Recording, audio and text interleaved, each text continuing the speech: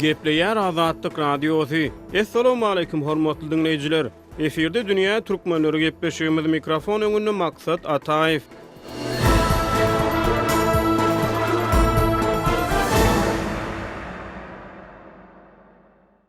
Dünýä türkmenleriniň bu sany Demirgazyk Owganystanda ýaşaýan etnik türkmenleriň elipbi aladalaryna gönükdirilýär. Köp ýyllyklaryň dowamyny Owgan türkmenleri öz başda türkmen elipbisini işläp düzmek ugrunda tagalla edýär. Ýöne heniz bu amala aşmady. Owganystanyň konstitusiýasy Owgan türkmenleriniň agdyklyk edýän regionlaryna türkmen dilini resmi dil hökmünde ikrar edýär. Täze türkmen elipbini kabul etmek ugrunda Demirgazyk Owganystana nähili sepgitler açyldy. Munun başa barmagyna nämeler böwet bolýar? Biz bu günkü gepleşigimizde şeýle sorawlaryň töweregini söhbetdeşlik geçirdik. Gepleşigimizde Azatlyk Radiosynyň kabuldaky habarçysy Şamerdan Ulumurady hemde häzirki wagtda Pragada ýaşaýan türkmen ýazgysy we synçy Hudaýberdi Harly gatnaşdy. Biz ilki Şamerdan Ulumurady bilen bu tema boýunça telefon arkaly geçirilen söhbetdeşligi siziň dikkatyňize ýetirýäris.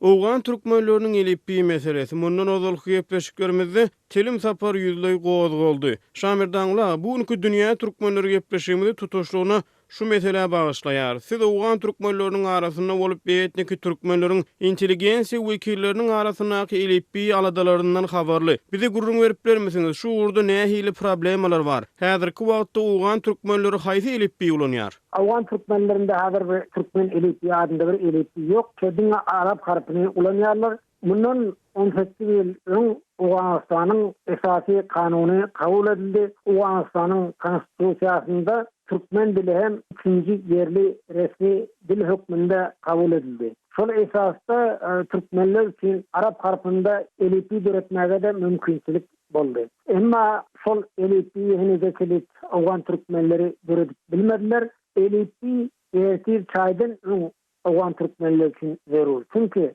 Owganystanyň Magarip ministrliginde türkmen dilinde okuw kitaplary çap edilýär. Şol okuw kitaplary elipbi esasında ýazylmaly. Emma şol kitaplar, okuw kitaplary ýani 1-den ta 12-nji sınıfa çeli okuw kitaplary işlenip taýýarlandy. Şol okuw kitaplarynyň hersini bir alim ýazdy. Yani alim değildi. Şolar hersi bir usulda şol kitabı ýazypdyrda. Şolar elipbi bolmanlygy üçin kynçylyk ýüze çykdy.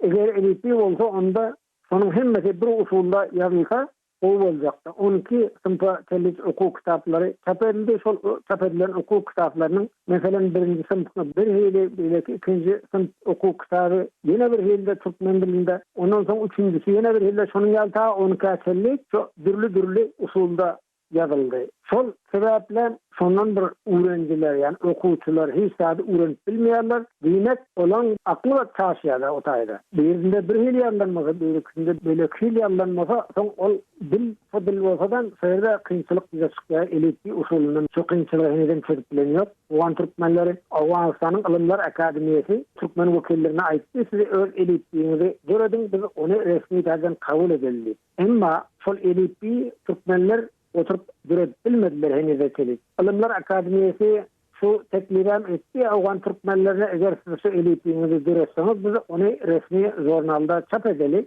Sondan soň onu kompýuteryň keyboarduna da girdiler. Türkmen elipbiňi, Arap harpynda türkmen elipbiňi söyledi. Indi Owganystanda şu dürli milletler ýaşaýan, misal üçin etnik ağırlyk milletlerin dilleri 2-nji yerli resmi dil hökmünde elbette başka milletlerden Özbek dili, Buluş dili, Peşeyi dili, Nuristani dili, ondan sonra Pamiri diye şeyler, ençeme diller resmi kabul edildi. Olar öz elipbilerinden dürüttüler. Bundan näçe ýyl öň dürüttüler elbette. Ondan soň ol resmi jurnalda, resmi jeridede Owganystan Ilymlar Akademiýasynda çap edildi, resmi taýdan kabul edildi. Emma gynansalam türkmenler henüz kelip şol elipbisini kabul edip bilmängelýär. Şamerdan ola, siziň beýleýişiňiz ýaly Owganystanyň konstitusiýasy dari we puштун dillerini resmi dil hökmüne ikrar edip türkmen dili bilen bir hatarda beýleki käbir azlyklaryň dillerini şol dilin geplenilýän regionlaryny 3-nji resmi dil hökmüne kabul edilýär. Muňa görä türkmen dili Demirgazyk Owganystanda resmi dil hökmüne ikrar edilmeli. Ýagdaý şeýle wagty, näme üçin etnik türkmenler şu wagda çenli öz elipbilerini dolanşygy girdip bilmedi? Muny näme bökdüýär? Munyň nähili kynçylyklary bar bu meselede? Yok. belki mümkinçilikler var. Devlet tarafından bir täsirçilik yok, himayet var. Bizim kynçylyk özümizde. Şu alimler bolup bir ara geldiler. Birine ençenerek şu elitli diretmek meselesi bilen bağlı yığınak geçirdiler. Ama şol yığınaklarda alalaşmadılar. Özara alalaş bilmediler. Bir elitli diretmek.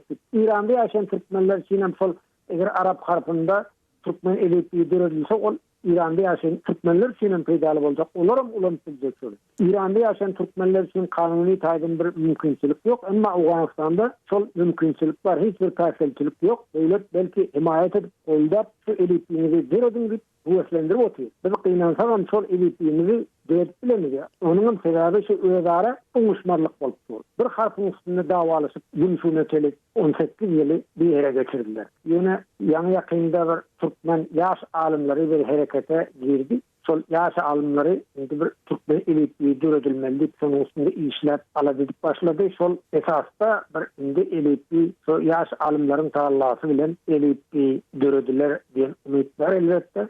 Demirgazyk Uganistan'ın Cevizan vilayetinin üniversitesinde Türkmen dili bölümü var. Sonda Türkmen dili boyunca yukarı okuyun tamamlan yaşlarımız Arap harfinde Türkmen elitliğini döretmek için harekete başladılar. Şimdi sol kabul ediler.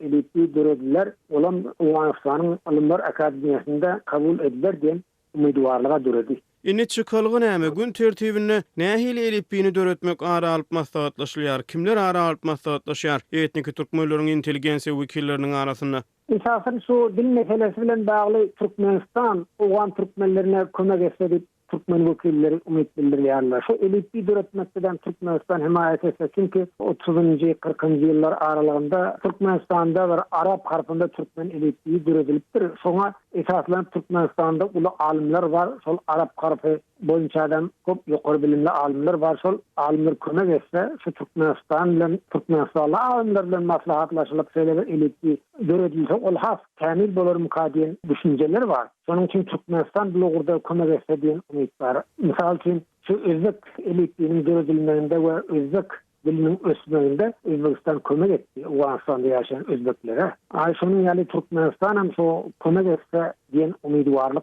var Ugan Türkmenleriniň arasynda. Bilmezim Türkmenistan etjekmi etmejekmi. Ol Türkmenistana bagly.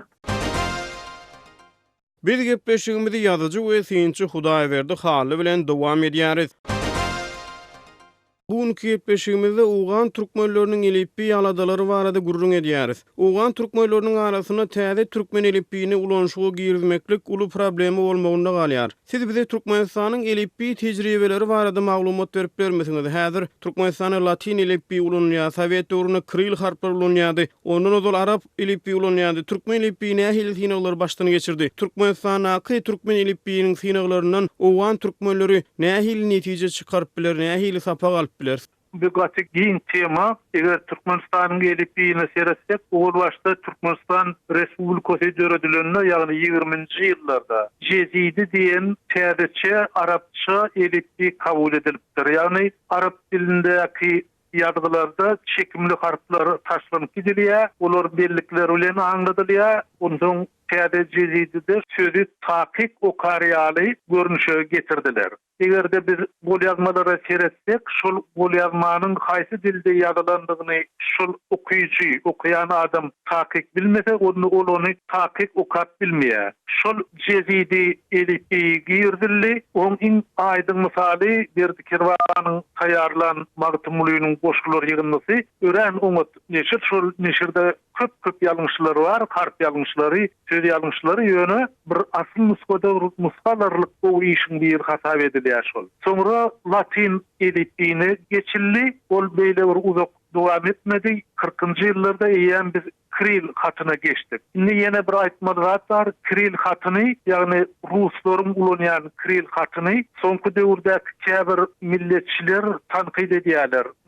Stalin bize şol elipbi zor bilen bizim boýnumyza bize yükledi. Bizim öňkü Latin hatymyz goýdy, biz başga medeniýete geçipdik diýip şol pikirleri aýdýan bar. Ýöne taýda bir döwürlügi bilmeli. Sebäbi şo döwürde ýurda agalyk edici Moskwady. Ýurtda ýörýän dil siýasaty rus dilidi. Şoň üçin türkmenler gönüden göne rus elipini alanlaryna, kiril elipini alanlaryna hiç bir büyük dönüşsiz olar rus çeşmelerine mokap bilýärdiler. Eger biz soňky döwre gelsek, meselem häzir Garagalpakystanda ýaşaýan türkmenleri gözüňde tutsak, Garagalpakystanda ýaşaýan türkmenleriň bir näçe elipi bar häzirki döwürde. Meselem döwlet elipi özbek diliniň elipi bolup durýar. Olaryň ýaşaýan ýeri Garagalpakystan awtonom oblasty, şoň üçin ol Garagalpakystanyň elipini öwrenmeli, şoň bilen birlikde türkmen bolan üçin türkmen elipini öwrenmeli. Olarda eýem 3 sany täze elipi bar. Beýleki halklaryň şol kynçylygy Türkmenistanyň çetinde ýaşaýan halklaryň göz